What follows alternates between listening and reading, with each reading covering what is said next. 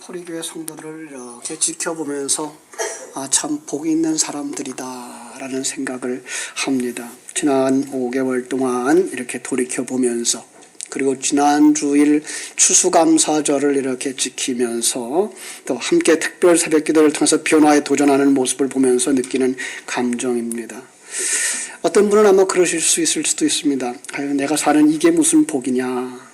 그렇지 않습니다. 성경 속에 있는 그대로 하나님의 안목을 가지고 여러분들을 볼 수 있는 그런 눈을 가지고 옆 사람을 좀 봤으면 좋겠습니다.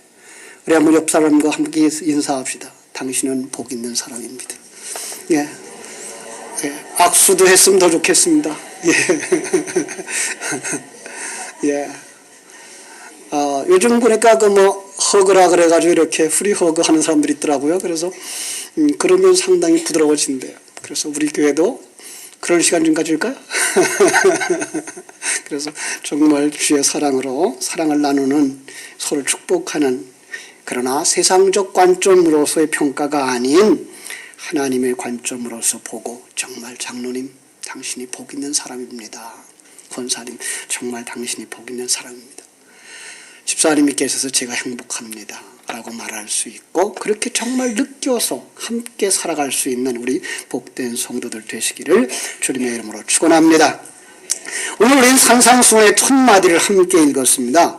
산상수훈은 팔복만 있는 것이 아니고요, 5장 1절부터 7장 29절까지입니다. 5장, 6장, 7장까지를 일컬어 말하는데요. 마태복음을 전체를 강의하려고 하는 건 아니지만 마태복음의 그 전체적인 윤곽을 살펴보는 것이 필요할 줄 알아서 개관을 좀 잡아보려고 합니다. 제가 자주 그 교육 방법을 예를 들면서 소개했던 원동현 박사는 이런 말을 했어요. 고공학습법이라는 말을 했어요. 고공학습법은 뭡니까? 높은 곳에서 내려다보는 학습법. 그래서 그분은 성경이든지 교재든지 한 권을 가지면 한 권의 내용을 한 장에다 요약해봐라 그랬어요. 그런데 그거 참 어렵죠, 그죠? 그런데 쉬워요. 왜냐하면 척을 탁 펼치면 그 앞에 뭐가 있죠? 목차가 있어요. 목차 속에는 그 책의 내용이 전체적인 것이 들어있죠. 그래서 어디서부터 어디까지가 무슨 내용인지 살펴볼 수 있으면 좋은데, 바로 성경도 그렇다고 생각을 해요. 마태복음 개요, 신학교에처럼 이렇게 신학교에서처럼 딱딱하게 말할 수는 없지만 간략하게 나눠보면 마태복음은 4개의 복음 중에 하나죠. 왜 복음서가 4개나 있을까요? 그걸 저자들이 꼭 필요한 각도에서 자기들이 원하는 사람들에게 자기가 전하고 싶은 말을 썼기 때문에 그래요. 그래서 이제 마태복음은 유태인 성도들에게, 그 유태인 성도들이 예수 그리스도, 다시 하면 메시아를 바라보고 있는 그들에게 예수 그리스도가 이스라엘이 그렇게 기다리던 왕이야 라는 내용을 설명해서 왕의 복음이라는 말을 하기도 하는 것이죠. 그래서 내용 전체를 전개할 때도 역시 왕의 그 권위를 가지고 시작합니다. 그래서 왕이 가장 중요시하는 게 뭡니까? 우리나라 같은 경우는 대통령이 돼서 이쪽에서도 나오고 저쪽에서도 나옵니다만은, 영국 같은 경우에 왕가는 가문을 가지고 있죠, 그죠? 그래서 마태복음은 이렇게 시작하면서 뭐가 나와요? 족보가 나오죠. 바로 이렇게 혈통적으로도 직무상으로도 왕이신 분이다 라고 얘기를 하죠. 그죠? 그래서 1장부터 4장 11절까지가 그 왕의 출현, 그 내용이에요. 족보와 왕이 어떻게 출현했느냐.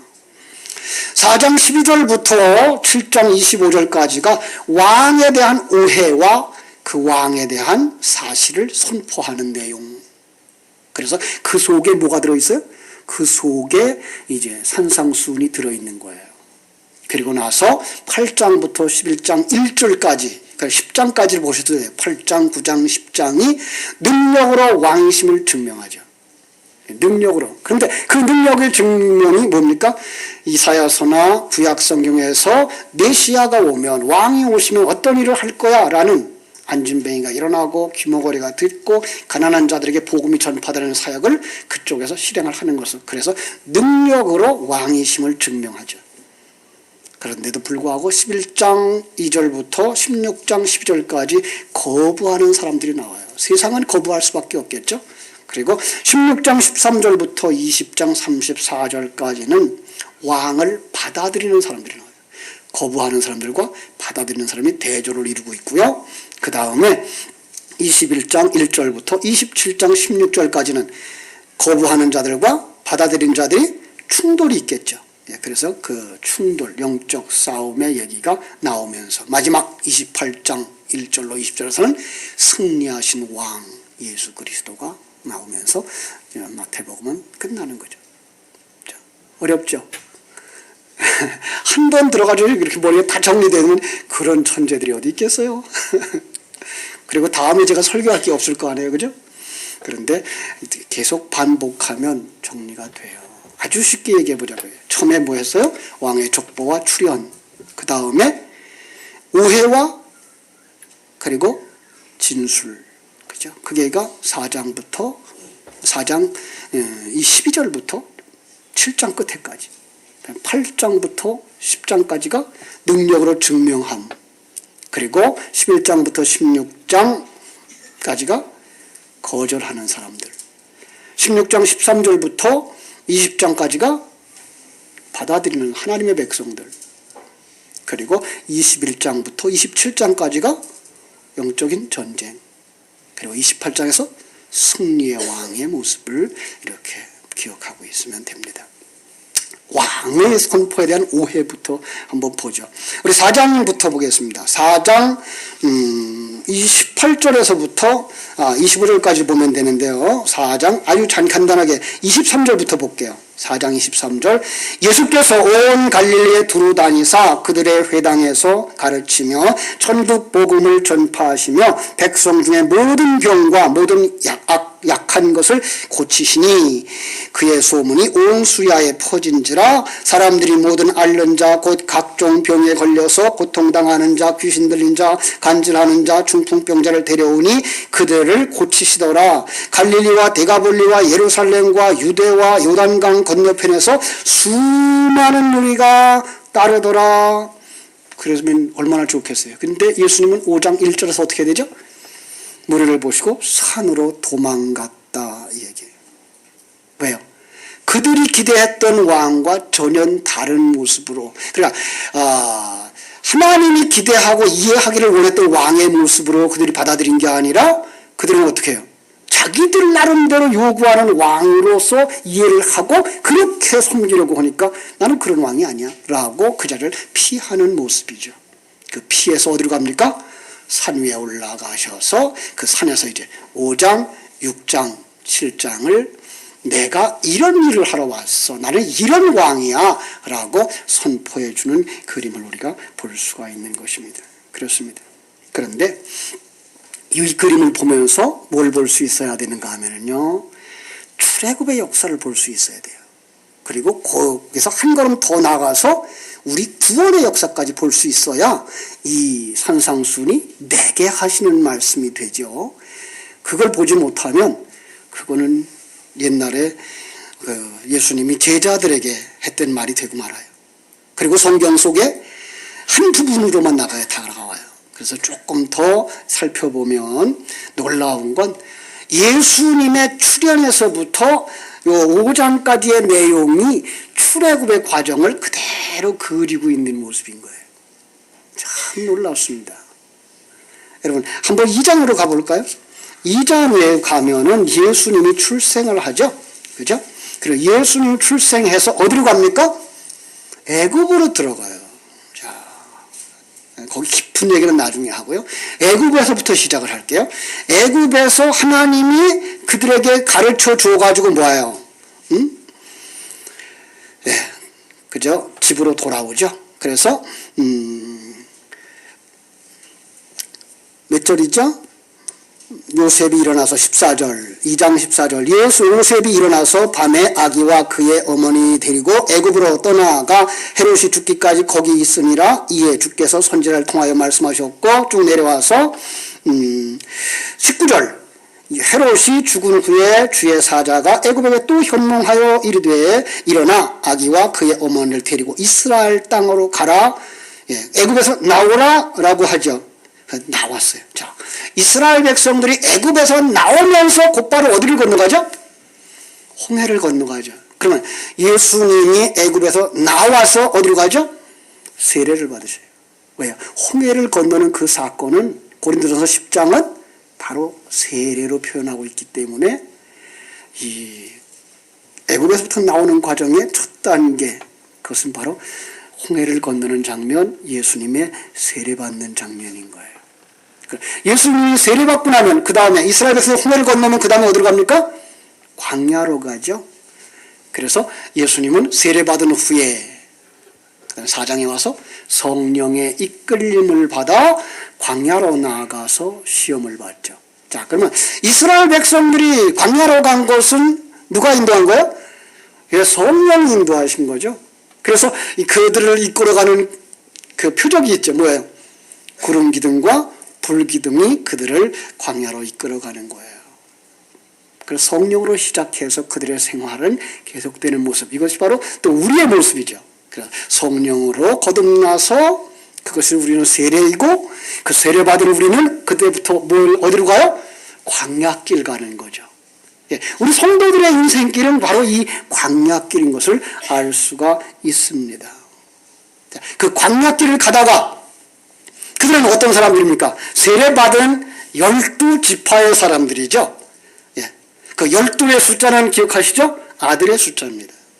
하나님의 아들입니다. 그래서 성경 전체가 다 12로 묶여 있는데 이건 바로 하나님의 아들의 숫자입니다. 그래서 하나님의 아들을 표현할 때 10이라는 숫자가 계속 나옵니다. 사실은 지파는 12지파 아닙니다. 13지파죠? 제자가 12 아닙니다. 13입니다. 그런데 12제자 나옵니다. 왜 그러죠?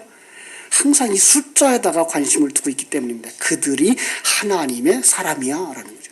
그래서 하나님의 백성을 데리고 어디로 올라갑니까? 시내산에 올라가는 겁니다. 그런데 성경 속에 있는 산들을 가만히 살펴보면요, 놀라운 것들을 우리가 발견할 수가 있어요. 또 모두 다 같은 산들이에요. 참 놀랍습니다. 구약에는 어떤 산이 나오죠? 시내산 나오고, 엘리야는 어디산 나오죠? 호렙산 나와요. 왜 이 엘리야의 호렙산과 시내산을 말하는가 하면 예수님이 변화산에 올라갔을 때에 변화산을 출현한 자가 누굽니까? 모세와 엘리야죠. 그럼 모세는 시내산의 언약, 엘리야는 그 호렙산에서의 능력을 행함. 그 사건들이 뭘 얘기하는 거다? 예수님과 대화하는 내용 속에 들어가 있는 거예요. 예수님과 대화하는 내용 속에서 뭐에 관해서 얘기를 합니까? 누가복음에 보면 바로 예수 그리스도의 별세에 관하여 라고 말하죠. 그죠? 그런데 그 별세라는 말을 여러분 아십니까? 그게가 엑소더스입니다. 엑소더스는 출애굽기의 주제입니다. 출애굽입니다. 놀랍죠? 별세라는 말과 출애굽이라는 말을 이렇게 연결시켜서 하나님은 그 사건들이 하나인 걸 얘기하고 있습니다. 결국은 시내산 언약이나 호렙산의 언약이나 변화산의 사건이나 산상보수를 얘기했던 그 산이나 그 산 안에서 얘기한 건 뭐예요? 예수 그리스도를 통하여서 완성될 구원의 이야기. 이걸로 연결시킬 수 있습니다. 모든 성경에 나오는 산 속에서 일어난 사건들, 그것은 모두 다 예수 그리스도를 통하여 일어날 우리의 구원의 이야기다라는 겁니다. 그렇다면 오늘 마태복음 5장에 나오는 이야기도 결코 다른 이야기가 아닌 것입니다. 바로 예수 그리스도를 통한 우리의 구원을 이야기하고 있는 것입니다. 그렇습니다. 자, 그래서 아까 읽어본 4장 23절에서 25절로 가면은 그들이 허다한 무리가 예수님을 쫓아와요. 여러분, 예수님이 거기에 흠취되어져 있었으면 그들 다 데리고 갈 수 있겠죠. 그런데 하나님은 그들이 오해하는 제자들은 안 데려갑니다. 예수님은 모든 사람이 다 오는 걸 원치 않습니다. 또 하나의 사건을 보면 알 수 있어요. 예수님 오병이어 사건을 보면 여러분, 오병이어로 5,000명을 먹였어요. 그 5,000명 아니에요, 사실은. 적어도 2만 명 이상의 사람이에요. 그들이 다 예수님 따라왔어요. 우리가 왕이 되어 주십시오라고 했어요. 얼마나 좋았을까요? 근데 예수님은 그들을 버리고 떠납니다. 왜요? 그들이 원하는 왕은 아니에요. 그들은 어떤 왕을 원했을까요? 자기의 문제를 해결해 주고 자기를 업그레이드 시켜줄 왕. 그런데 오늘날 교회도 이걸 원하고 있으며 이걸 위하여 예수를 사용하고 있고 하나님의 이름을 사용하고 있고 성령이라는 이름을 사용하고 있고 종교 생활을 하고 있어요. 바울은 디모데에게 편지하면서 그런 사람들이 뭐라고요? 경건을 이익의 재료로 삼는 자들이다라고 말씀합니다. 여러분, 이건 종교인입니다. 이건 하나님의 백성들이 아닙니다. 하나님의 백성은 열둘 속에 들어가 있어야 됩니다. 그래서 예수님이 오병이어 사건 속에서 그들에게 귀한 말씀을 가르쳐줘요. 너희들 이거 위해서 살지 마라. 그리고 너희들은 이거 받아야 되는 거야. 내가 생명의 떡이야 라고 말하자 그들은 다 떠나버리죠. 아니, 심지어 제자라고 따라왔던 자들까지도 떠나버려요. 몇 사람만 남았을까요? 12만 남았어요. 하나님은 자기 백성 외에는 따라오라고 말하지도 않고, 아니, 따라갈 수도 없어요. 왜? 예수님이 요구하는 삶이 뭐기 때문에. 예수님 마태복음 4장 19절 뭐라 그랬어요? 나를 따라오려거든 자기를 부인하고 자기 십자가를 지고 나를 쫓을 것이라 그랬습니다. 예. 예수님을 따라가는 사람의 그 첫째 조건은 뭡니까? 나는 아무것도 아닙니다. 자기 부인입니다. 당신이 없으면 나는 안 됩니다. 하나님 당신이 없으면 나는 인생에 아무 재미가 없습니다. 그리고 가는 길의 싸움입니다. 옛사람의 요구를 끊어버리는 겁니다. 내 속에 일어나고 있는 옛사람입니다. 여러분, 영적 싸움은 나와 밖에 어떤 사람과의 싸움이 아니고 밖에 어떤 존재와의 싸움이 아니고 내 속에 있는 옛사람과 진리의 말씀으로 들어온 새 사람의 싸움입니다. 여러분, 그런데 옛사람은 세상 얘기를 즐거워하게 되어 있습니다. 그리고 사람들을 즐겁게 편안하게 그리고 격려해주고 같이 높여주는 거 좋아합니다. 하나님 그거 원하십니까? 아니요. 나를 따라올래? 자기 부인해. 자기 부인은 뭡니까? 주권을 내려놓으라고 말하는 겁니다. 주인의 자리에서 내려오라고 하는 것입니다. 왕의 자리에서 내려오라고 하는 것입니다. 이것이 안 된 사람에게 하나님은 결코 내가 네 왕이다, 내가 네 주인이다, 내가 네 남편이다 말한 적이 없습니다. 그런 사람도 세상에서는 큰 일을 할 수 있습니다. 예, 마태복음 7장 21절에서 23절에서 주시는 말씀처럼 그들은 주의 이름으로 선지자 노릇도 하고 귀신도 쫓아내고 그리고 예배당도 지을 수 있습니다. 그러나 주님은 뭐라 그럽니까? 나는 내가 누군지 몰라. 나를 떠나가라. 여러분, 우리가 그런 사람이면 안 됩니다. 주님을 따라가는 자들, 그들은 어떻게 살아야 됩니까? 오늘 말씀과 같이 그들이 바로 복 있는 자들입니다. 예. 여러분, 누가 복 있는 사람입니까? 잘 사는 사람? 큰 차 가진 사람? 높은 지위에 있는 사람? 그건 세상적인 가치관의 평가입니다. 성경은 그런 사람을 향하여서 한 번도 눈을 주지 않습니다.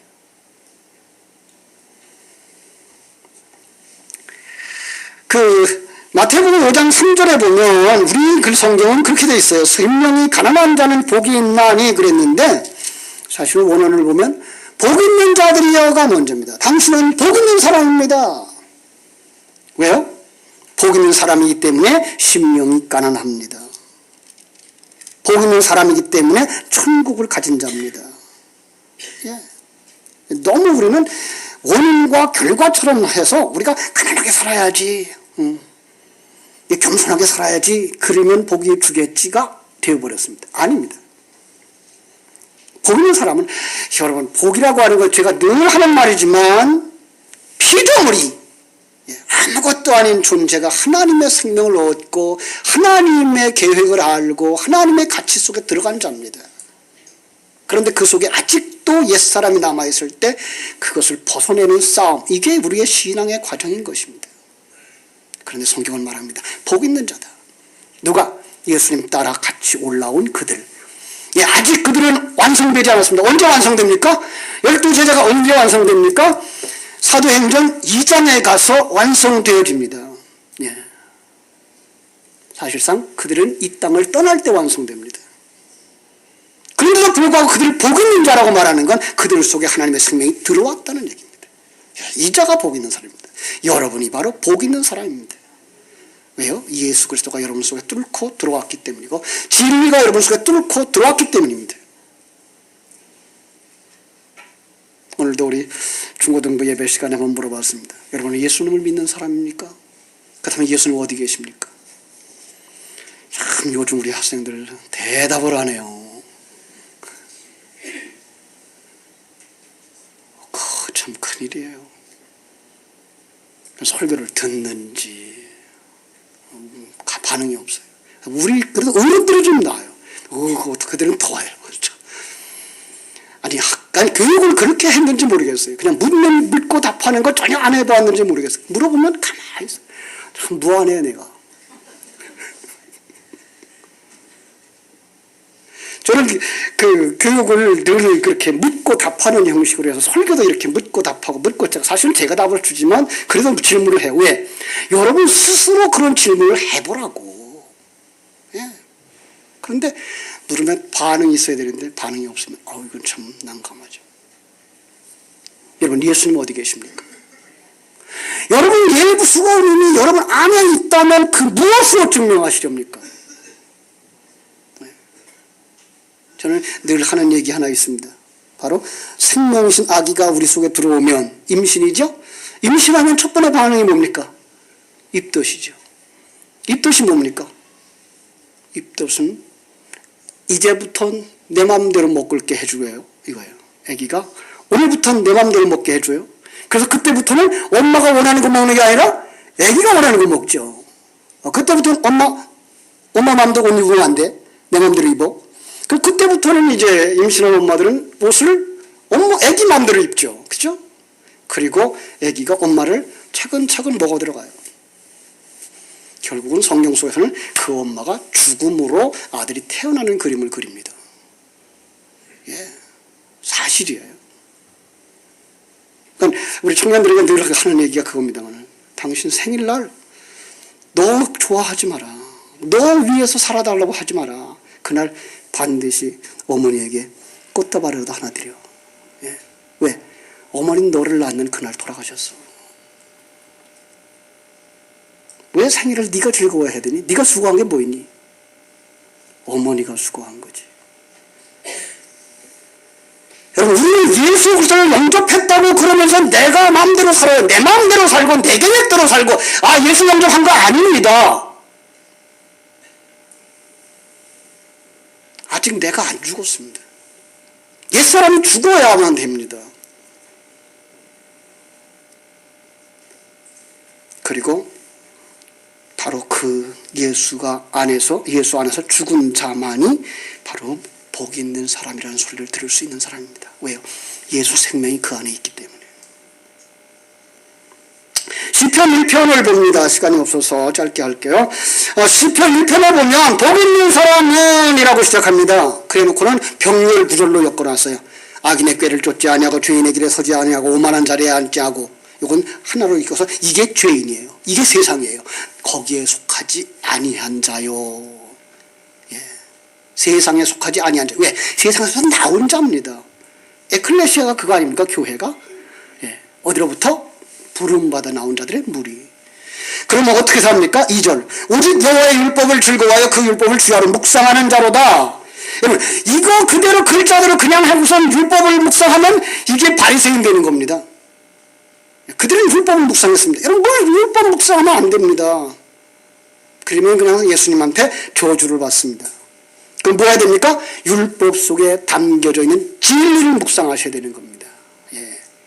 그래서 그 율법을 가지고 율법만 묵상하는 자들을 이를 가는 자들, 왜? 씹을 게 없어서.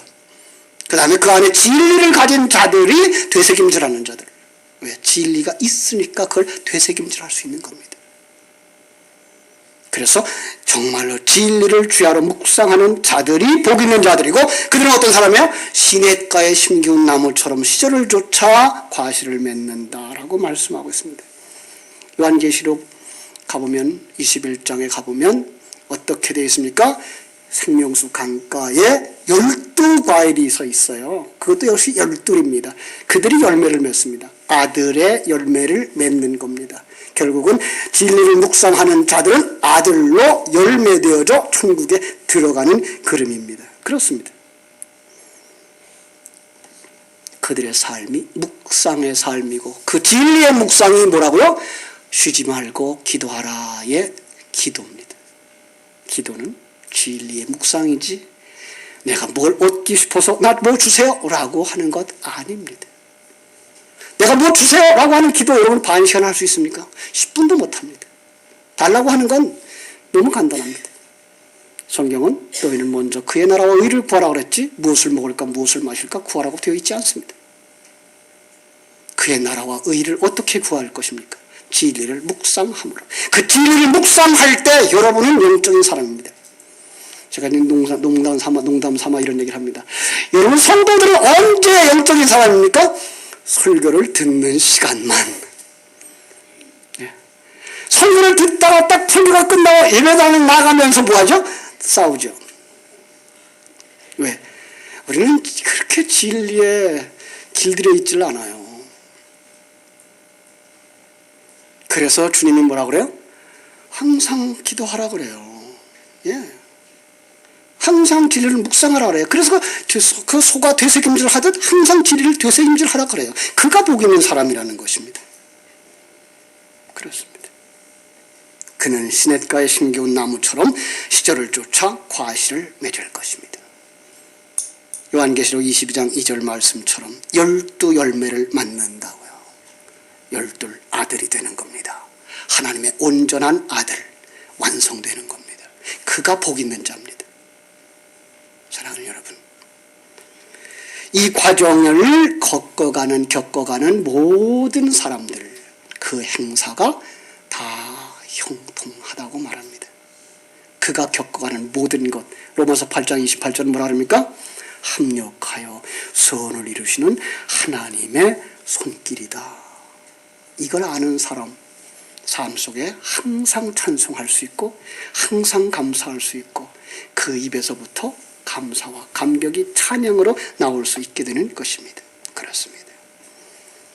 하나님의 은혜, 어떻게 하나님의 이 축복이 어떻게 임했습니까? 은혜로 임했습니다. 그리고 이것이 없으면 난 살 수가 없어 하기서 하나님 앞에 나오는 그 행동이 가난함입니다. 이거 없으면 난 못 살아요의 부르짖음이 심령이 가난한 자입니다. 그런데 이걸 깨달아 알고 나서 내 속에 아직도 이 애통함이 없고 아직도 이 갈급함이 없고 하나님 진리를 채워주세요라고 말하지 못하며 진리를 갈급한 사람들은 예배 시간마다 나오고 진리를 듣는 시간마다 참여해야 되는데 그게 안 될 때 하나님 난 왜 이렇게 나만 생각하며 살죠? 그게 바로 두 번째 구절, 애통하는 사람입니다. 그 애통함이 없다면 다시 한번 점검해 보십시오. 여러분이 복 있는 사람이 아닌지도 모릅니다. 그러나 그 애통함 가지고 진리를 찾아 헤매는 것, 누구처럼? 목마른 사슴이 시냇물을 찾듯 여러분 진리를 찾아가십시오. 기도하겠습니다. 하나님 우리 아버지,